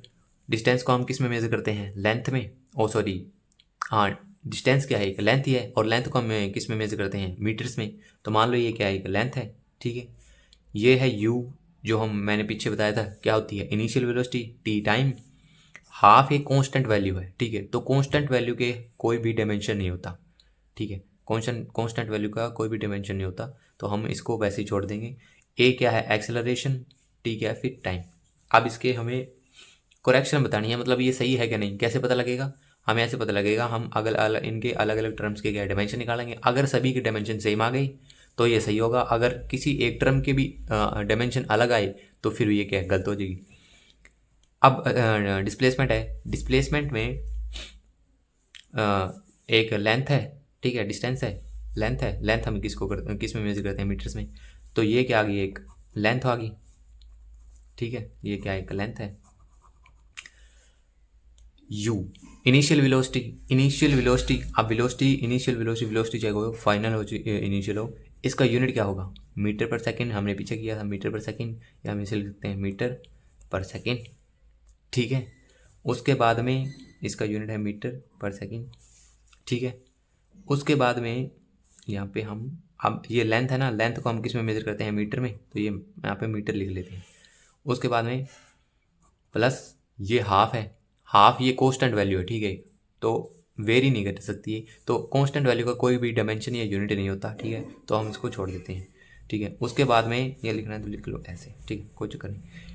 एक्सेलरेशन, एक्सेलरेशन का फॉर्मूला क्या होता है, वेलोसिटी अपॉन टाइम, ठीक है, ये फॉर्मूला आ गया। अब हमें पता है वेलोसिटी का वो क्या होता है, यूनिट, मतलब एक्सेलरेशन का हमें यूनिट लिखेंगे फिर ही तो डायमेंशन लिख पाएंगे। तो एक्सेलरेशन का यूनिट में वेलोसिटी अपॉन टाइम होता है, तो यहाँ पे पहले वेलोसिटी का वो लिखो यूनिट, और उसके बाद में टाइम का यूनिट लिख दिया, ठीक है। इसको हम लिखेंगे तो कैसे लिख देंगे, फिर आगे कंबाइन करके ऐसे सॉल्व करके, -2, ये ऊपर जाके -1 प्लस -1 -2 हो गया, तो मीटर पर सेकंड स्क्वायर ये आ गया। तो मीटर पर सेकंड स्क्वायर, और टाइम, टाइम का स्क्वायर है, ठीक है, ये टी स्क्वायर है, तो टाइम का स्क्वायर है। टाइम हम किस में मेजर करते हैं, सेकंड में, सेकंड का स्क्वायर, ऐसे आ जाएगा। अगर हम इसको दोबारा से सॉल्व करें ना तो कैसे होगा, यहाँ पे सॉरी, एक यहाँ पे हमने वो लिख दिया था वेलोसिटी, इनिशियल वेलोसिटी का डायमेंशन वो लिख दिया था यूनिट, पर हम यहाँ पे इसका लिखना भूल गए, तो यहाँ पे भी सेकंड आ जाएगा, ओके। तो m इसका यूनिट मीटर पर सेकंड, फिर सेकंड, क्योंकि unit initial velocity, velocity metre पर सेकंड, और फिर यहाँ पे टाइम, तो फिर इसका unit second plus half metre पर सेकंड स्क्वायर, और यहाँ पे सेकंड स्क्वायर। अगर आप ध्यान से देखोगे ना तो इसमें चीज़ें क्या कट रही हैं, देखो इसमें इसकी पावर क्या है 1, सेकंड की पावर बेस है में तो पावर ऐड होगी, ये -1 ये 1, तो ये कट जाएंगे, ठीक है। इसमें भी ये कट जाएंगे, ठीक है, ये माइनस का 2 है, ये 2 है पावर इनकी, तो ये कट हो जाएंगे, और ये कांस्टेंट का कांस्टेंट रहेगा। अब इनके डायमेंशन लिखो, डायमेंशन ये मीटर है, मीटर हम किस चीज़ को हम मीटर्स में मापते हैं, लेंथ को, तो इसका डायमेंशन अब ऐसे नहीं लिख, तो हम ऐसे भी लिख सकते हैं, अभी एल आ गया इसका डायमेंशन, पर अगर हमें प्रॉपर लिखना है ना तो हम ऐसे लिखेंगे MLT, यहाँ पे किलोग्राम नहीं है तो 0, एल है, एल मतलब मीटर, मीटर्स में किसको मापते हैं, लेंथ को मापते हैं, तो यहाँ पे मीटर की पावर कितनी है 1, तो यहाँ पे 1, टाइम है यहाँ पे नहीं है, सेकंड नहीं है ना, तो यहाँ पे t की power 0 is equal to same इधर आ जाएगा M0L1T0, ठीक है, प्लस हाफ M0L1T0, बस आगे ना सेम, इसकी डायमेंशन, इसकी डायमेंशन, इसकी डायमेंशन सभी की सेम आ गई, मतलब ये क्या है, इक्वेशन क्या है हमारे पास, सही है, बस इतनी सी बात थी। ये करेक्शन हमें चेक करके बता दी, फिर लास्ट में लिख देंगे hence this equation is correct, ठीक है। और उसके बाद में हमारे पास एक और मेथड आता है डेरिवेशन ऑफ फॉर्मूला, ये हमारे पास नहीं है सिलेबस में। उसके बाद में हाँ, इस पे क्वेश्चन एक जरूर बनता है, 3 या 4 नंबर, 3 नंबर में पक्का ही पक्का क्वेश्चन आता है इसके ऊपर, correct, conversion of one system of unit to another, ठीक है। इसके अंदर 2 क्वेश्चन हैं, दोनों ही बहुत इंपॉर्टेंट है, ठीक है। तो ये हमारे पास है conversion of one system to another, एक सिस्टम को दूसरे सिस्टम के अंदर हमें कन्वर्ट करना है। इसमें 2 क्वेश्चन हैं, कौन कौन से, एक तो जो सबसे इंपॉर्टेंट क्वेश्चन है, एक तो हमें आता है 1 न्यूटन को हमने बताना है भाई डाइंस में, 1 न्यूटन डाइंस में कितना होता है, ठीक है। और एक और क्वेश्चन यहाँ पे आता है, जो ये देखो, ये तो क्वेश्चन आएगा यहाँ पे, देखो 1 न्यूटन कितने डाइंस में होता है, ये क्वेश्चन सबसे इंपॉर्टेंट है, ठीक। तो एक और हमारे पास क्वेश्चन होता है, वो होता है मतलब 1 जॉउल वर्क में कितने आर्ग होते हैं, ठीक है। ये 2 क्वेश्चन है, बहुत ज़्यादा इंपॉर्टेंट है। तो हम ये क्वेश्चन करते हैं पहले, जैसे ये करते हैं, convert 1 Newton into dance using the method of dimensions. Dimension का मेथड यूज़ करके हमें क्या करना है, 1 न्यूटन को डाइन्स में कन्वर्ट करना है, ठीक है। आप देखो,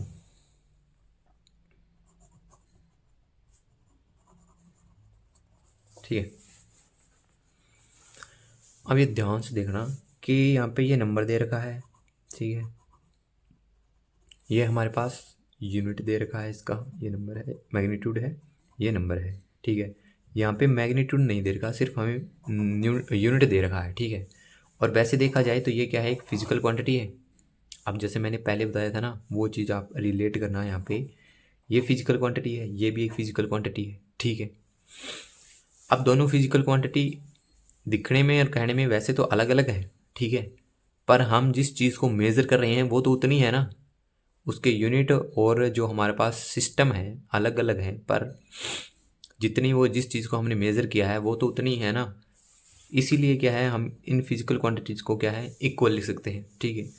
और हमने फिजिकल क्वांटिटी का जो जनरल फॉर्मूला लिखा था वो क्या था, x is equal to n into u, ठीक है।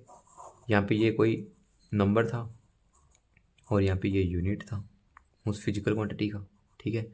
तो यहाँ पे वैसे ही यहाँ पे ये फिजिकल क्वांटिटी है, क्या है, यहाँ पे 1 न्यूटन किसका, फोर्स का होता है। फोर्स किस में मेजर करते हैं, यूनिट में। तो यहाँ पे ये फोर्स है और इसमें आ गई न्यूटन में, ठीक है। तो फोर्स क्या है, फिजिकल क्वांटिटी। इधर क्या है, डाइन्स। डाइन्स हम किस फोर्स को ही हम किस में, कौन से दूसरे अलग यूनिट में, सीजीएस सिस्टम में फोर्स को हम किस में मेज़र करते हैं, डाइन्स में मेज़र करते हैं, ठीक है। तो यहाँ पे ये डाइन्स आ गया। और फोर्स क्या है, एक फिर से एक फिजिकल क्वांटिटी है। तो दोनों दोनों देखा जाए तो फिजिकल क्वांटिटी वैसे तो सेम ही है, तो फिजिकल क्वांटिटी का जनरल फॉर्मूला ये हो गया। और ये इक्वल है, तो हम लिख सकते हैं physical quantity is equal to N1U1 is equal to N2U2, लिख सकते हैं ये चीज़, ठीक है। अगर हमने ये चीज़ लिख दी, अब देखो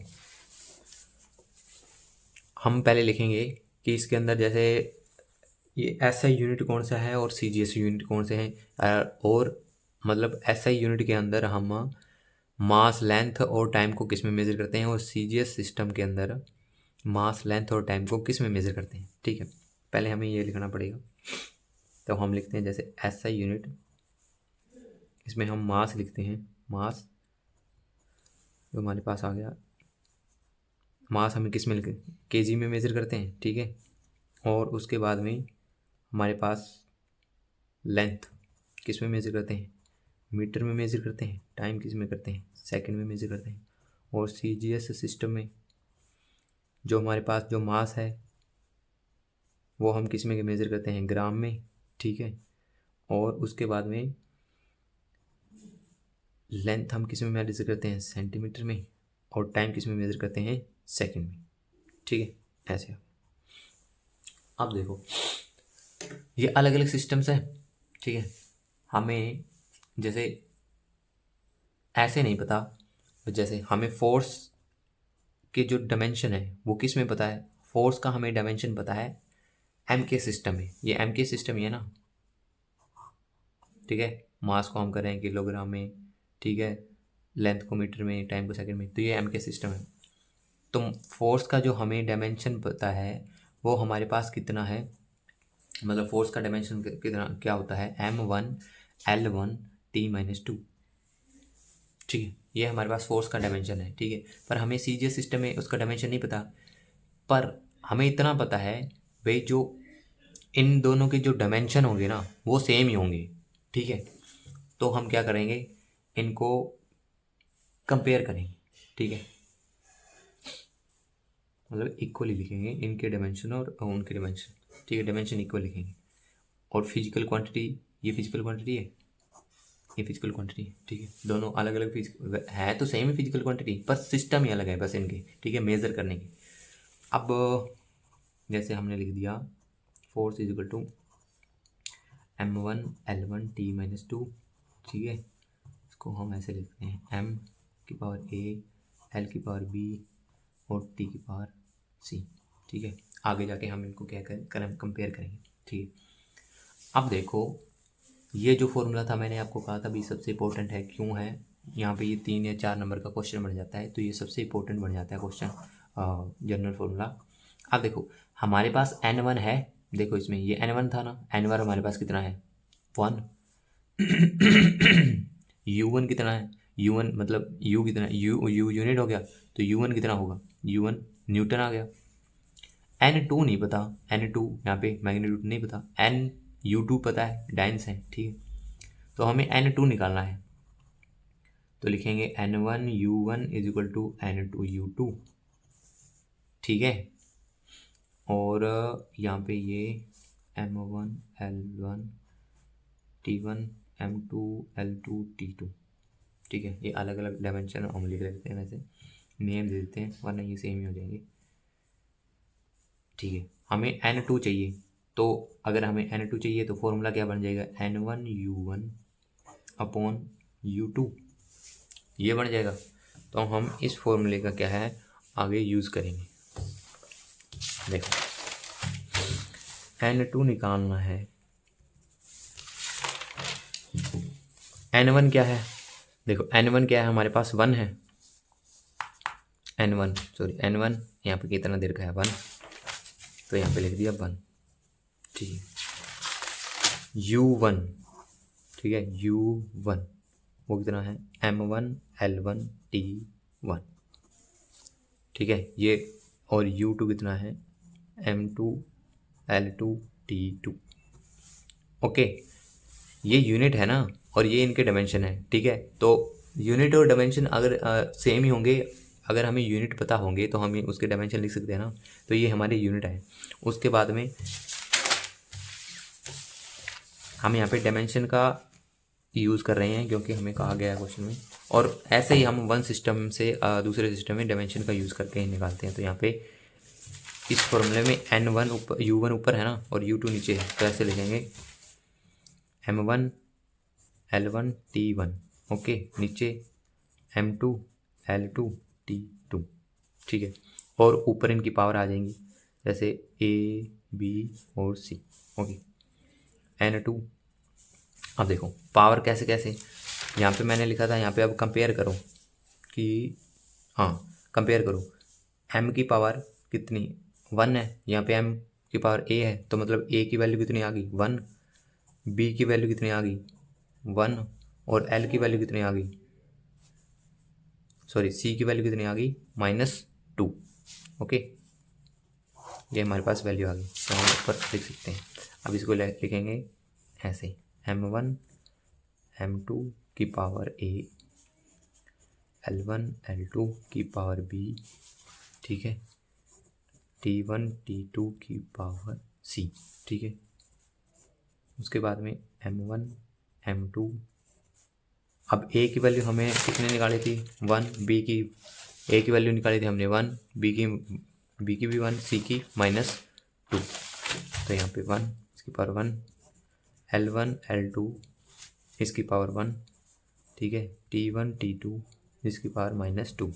अब देखो m1 कौन सा सिस्टम था, m1 वाला जो हमारे पास सिस्टम था वो था SI यूनिट। ठीक है, सॉरी MK सिस्टम था। ठीक है, जो SI यूनिट्स होते हैं, और CGS सिस्टम है ये हमारे M2 L2, ये कौन सा है, ये CGS सिस्टम है। ठीक है, अब देखो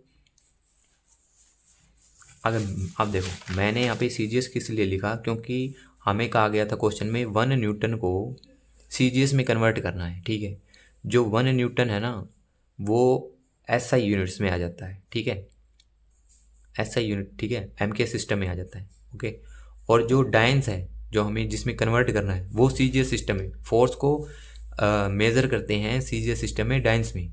ओके, तो मैंने CGS सिस्टम लिखा है यहाँ पे, तो CGS सिस्टम आ गया। अब हमें पता है कि जो SI यूनिट है, जो MK जो हमारे पास सिस्टम है, ठीक है, उसके अंदर जो हमारा मैंने लिखा था इधर, ये रहा, भाई मास को हमको केजी में करते हैं, है ना, ये सारा मैंने लिखा था इधर। और सीजीएस सिस्टम में मास को ग्राम में करते हैं, ठीक है। तो वैसे ही हमने यहाँ पे लिखना है N2 इज इक्वल टू ये अब देखो मास में किसको जो हमारा M1 है वो SI यूनिट है, इसमें MK सिस्टम है, तो MK सिस्टम में मास को किस में मेज़र करते हैं, किलोग्राम 1 kg, ठीक है। और सीजीएस सिस्टम में ये M2 है, मास है, तो इसमें किसको करते हैं मेज़र, ग्राम में, ठीक है। इधर मीटर में और इधर सेंटीमीटर में, ठीक है। उसके बाद में टाइम सेकंड में, ठीक है, इधर भी सेकंड में। इसके ऊपर पावर लिख देंगे हम -2, ठीक है। अब देखो हमें MK सिस्टम टू सीजीएस करना है, क्यों, क्योंकि 1 न्यूटन को हमें डाइन्स में करना है ना। तो हम क्या करेंगे, जो हमारे पास ये जो MK सिस्टम है उनके यूनिट हम किस में चेंज कर देंगे, सीजीएस सिस्टम में चेंज कर देंगे, क्योंकि इसी में तो हमने चेंज करने हैं। तो 1 ग्राम के अंदर कितने 1 kg के अंदर कितने ग्राम्स होते हैं, तो 1000 ग्राम्स, है ना। तो हमने इस सिस्टम को MK सिस्टम को सीजीएस सिस्टम में कन्वर्ट कर दिया। कैसे कर दिया, जैसे सीजीएस सिस्टम में जो हमारे मास होता है उसमें मेज़र करते हैं ग्राम्स में, तो हमने किलोग्राम को ग्राम्स में लिख दिया, तो चेंज कर दिया ना MK system to CGS system. और ऐसे ही हमने चेंज करना था मीटर को। अब 1 मीटर में कितने सेंटीमीटर होते हैं, 100 सेंटीमीटर, नीचे सेंटीमीटर आ गया, ठीक है। सेकंड, अब दोनों सिस्टम में टाइम को सेकंड में मेजर करते हैं, तो यहाँ पे सेकंड ही लिख सकते हैं, ठीक है, सेकंड लिख देते हैं हम, (-2) 1, ये 1, ठीक है। ग्राम से ग्राम, सेंटीमीटर से सेंटीमीटर और सेकंड से सेकंड, ठीक है। तो यहाँ पे कितना आ गया, जो N2 की वैल्यू हमारे पास कितनी है, ये 1000 × 100, ठीक है, ये आ गई। N2 की वैल्यू कितनी आ गई, 10⁵, ठीक है। अब देखो अगर हम उस दोबारा उस इक्वेशन में जो हमारे पास जनरल इक्वेशन थी उसमें पुट करें ना, तो वो क्या थी हमारे पास, N1U1 = N2U2, ठीक है। N1 हमारे पास कितना था 1 और U1 कितना था न्यूटन, ठीक है। N2 हमारे पास कितना आ गया अब 10⁵, ठीक है। और U2 हमारे पास कितना था 9। तो ये हमारा आंसर आ गया, ठीक है। 1 न्यूटन = 10⁵ डाइन्स। तो हमें ऐसे कन्वर्ट करना है एक सिस्टम, 1 सिस्टम टू अनदर, कोई भी सिस्टम से कोई दूसरे सिस्टम के अंदर हमें कैसे क्या है ये कन्वर्ट करना है, ठीक है। इसके अंदर एक और क्वेश्चन होता है, ठीक है, वो मैं करा देता हूँ, इसमें नहीं दिया हुआ, ठीक है। तो वो क्वेश्चन भी आ जाता है कई बार एग्ज़ाम में कि 1 जूल = हाउ मच अर्ग, कितने अर्ग होते हैं 1 जूल के अंदर।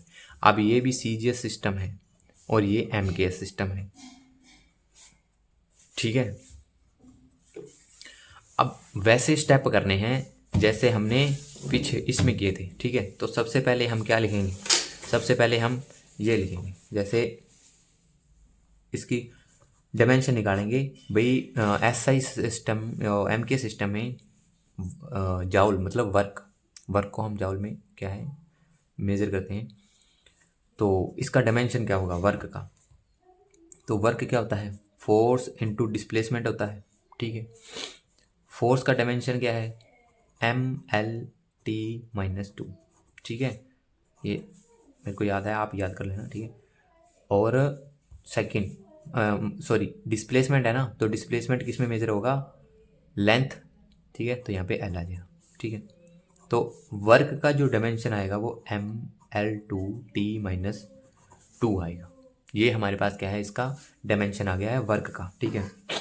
अब फिर वर्क ये M1L2T-2, ठीक है।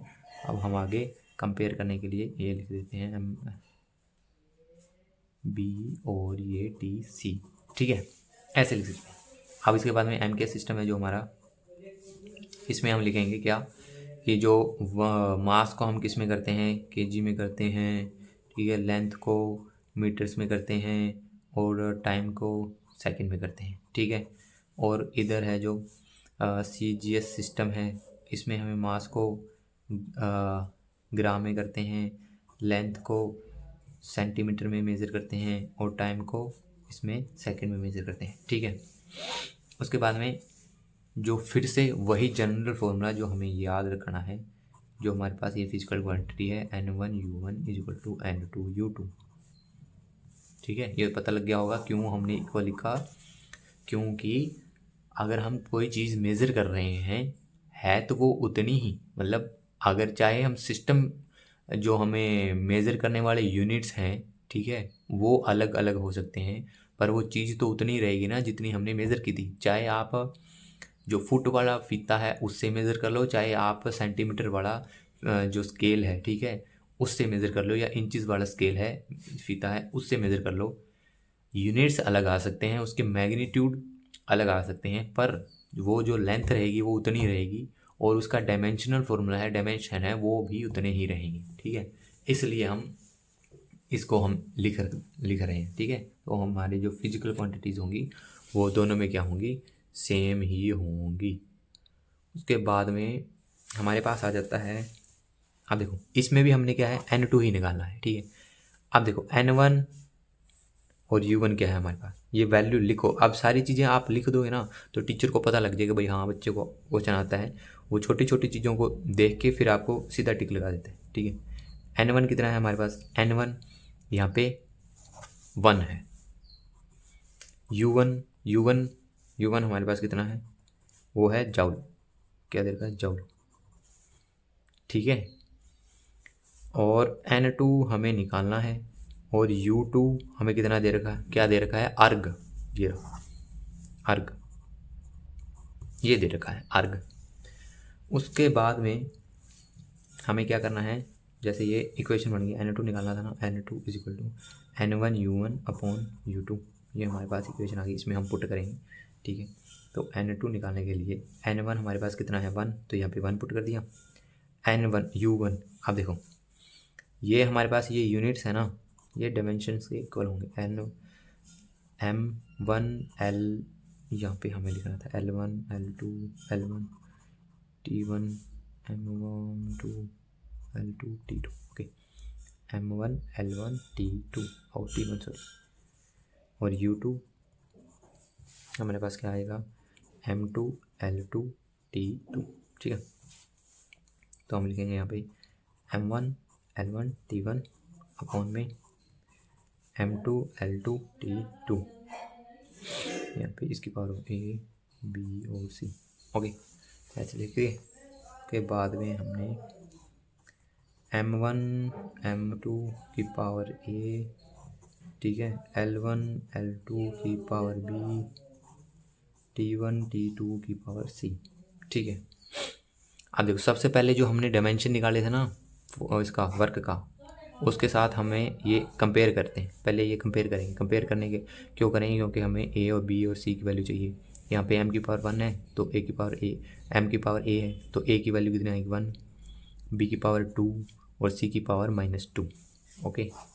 ये पावर हम यहाँ पे फिल कर देंगे बाद में, ठीक है। आगे कर लेते हैं क्वेश्चन, तो यहाँ पे कर देते हैं M1 M2 की पावर, A की पावर कितनी है, A की वैल्यू 1, L1 L2, B की वैल्यू कितनी है 2, ठीक है। T1 T2, इसकी पावर कितनी है -2, ठीक है, -2 है। उसके बाद में बस ये इतना हो गया। अब इसमें हमें सिर्फ ये पुट करने हैं भाई किस सिस्टम में कौन सा कितना होता है, कौन सा कितना होता है, मेजरमेंट जो आती है, ठीक है। N2 हम लिखेंगे। अब देखो जो हमारा M1 है कौन सा सिस्टम है, MK सिस्टम है। MK सिस्टम में मास को हम किस में करते हैं मेज़र, किलोग्राम में, तो यहाँ पे 1 kg, सारी चीज़ें वैसे ही आएगी, नीचे kg आएगा, यहाँ पे कितना आएगा 1 मीटर, यहाँ पे कितना आएगा 1 सेंटीमीटर, और यहाँ पे 1 सेकेंड, और यहाँ पे भी सेकेंड। इनकी पावर जरूर दिख देना, 2 और ये 1 थी है ना, ये -2 थी। उसके बाद में अब देखो हमें फिर से क्या है, जो जाउल है किस में कन्वर्ट करना है, अर्ग में करना है। जाउल जो हमारा है वो MK सिस्टम में है, ठीक है। और जो अर्ग है वो CGS सिस्टम है, ठीक है। तो जो कन्वर्ट किसको करना है, CGS सिस्टम को कन्वर्ट करना है, MK सिस्टम को कन्वर्ट करना है हमें CGS सिस्टम में, ठीक है। तो जो MK सिस्टम की जो हमारे पास जो मेजरमेंट है हम उनको क्या करेंगे, CGS सिस्टम में लिखेंगे। तो वही चीज़ जैसे मैंने पिछले क्वेश्चन में की थी भाई, 1 किलोग्राम में कितने ग्राम होते हैं, ठीक है, ठीक है, 1000 ग्राम, यहाँ पे भी ग्राम, ठीक है। इसके पावर 1 मीटर में 100 सेंटीमीटर अपॉन में 1 सेंटीमीटर, उसकी पावर 2, ठीक है। 1 सेकेंड, ये भी 1 सेकेंड, इसकी पावर -2, ओके। अब ग्राम से gram cancel, centimetre centimetre, second से सेकंड, ये तो 1 है ही, और इसकी पावर -2 है। 1 की पावर कितनी भी कर दो, ठीक है, वो उतना 1 ही रहता है, ठीक है। -1 2 कितनी भी कर दो चाहे वो उतना ही रहता है, ठीक है। उसके बाद में अब यहाँ पे बच क्या गया, यहाँ पे हमारे पास बच गया N2 इज इक्वल टू 1000, ठीक है, 100 की पावर 2, ये बच गया। इसको हम अगर सोल्व करें ना तो हमारे पास आएगा 1000 इंटू में ये 100, इसका स्केयर है तो इंटू में फिर से 100, ठीक है। ये कितने हो गए टोटल, N2 ये हो गए 7 हो गए टोटल। तो हम लिख देंगे 10⁻7। तो हमारे पास N की वैल्यू कितनी, N2 की वैल्यू कितनी आ गई, 7 आ गई, ठीक है। तो हम फिर से वही इक्वेशन लिखेंगे, N1 U1 is equal to N2 U2। इसमें अगर हम पुट करेंगे तो N1 हमारे पास था 1, U1 हमें जो दे रखा था वो यूनिट कौन सा था, जाउल, ठीक है। N2 हमें निकाल दिया, जो नंबर निकाला था वो 10⁻7, और U2 था हमारे पास जो यूनिट था वो क्या है, अर्ग, ठीक है। तो हमें फिर से ये क्वेश्चन सोल्व कर दिया, ये कर दिया कि 1 जाउल के अंदर 10⁻7 अर्ग होते हैं। ये सबसे इम्पोर्टेंट 2 क्वेश्चन हैं, ये 3 नंबर में आ सकते हैं बिल्कुल, ठीक है। तो होप सो आपको समझ में आया होगा, ठीक है। Thank you for watching the video.